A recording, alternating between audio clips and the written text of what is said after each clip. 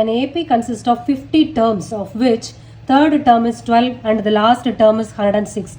Find the 29th term. இப்போ total number of terms 15 கொடுத்துட்டாங்க. இப்போ தேர்டு டேர்ம் 12. இப்போ டேர்ம்ஸை வச்சு எழுதணும்னா எப்படி கண்டுபிடிக்கிறது? என்ன ஃபார்முலா?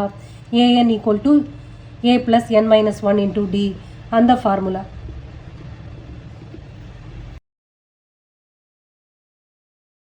தேர்ட் டேர்மை எழுதணும். தேர்டு டேர்மை எப்படி எழுதுவோம்? A3ன்னு எழுதுவோம். ஏ ப்ளஸ் 2D அப்படின்னு எழுதுவோம். A plus 2D is 12 and then last term is 106. last term அப்படின்னா என்ன? 50th term. இப்போ A50, A plus 49, D is 106. அதான் last term, 50th term. Okay, so இது ரெண்டுத்தை வச்சு A and D என்னன்னு calculate பண்ணணும். அதிலிருந்து 29th term என்னன்னு கண்டுபிடிக்கணும். A plus 2D equal to 12. இது equation 1. A plus 49D இது செகண்ட் ஈக்குவேஷன் வச்சுக்கலாம். ஸோ இதை ஜஸ்ட்டு சப்ட்ராக்ட் பண்ணாலே D என்னன்னு கண்டுபிடிச்சிடலாம். A கேன்சல் அவுட் ஆயிரும். A கேன்சல் அவுட் ஆச்சுன்னா இப்போ நமக்கு மைனஸ் 47D அப்படின்னு வருது.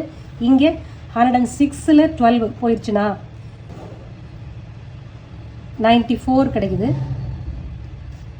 D equal to 47. 94 negative, 47 negative. So negative cancel out ஆகிட்டு D ஈக்குவல் டு 2ன்னு கிடைக்குது. டிஃபரன்ஸ் 2ன்னு வருது. அடுத்து இந்த Dயை ஃபஸ்ட் ஈக்குவேஷனில் சப்ஸ்டியூட் பண்ணலாம். A plus 2D equal to 12. A plus 2 into 2 equal to 12.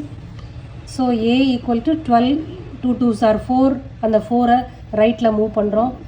So A equal to 8ன்னு வருது ஆன்சர்.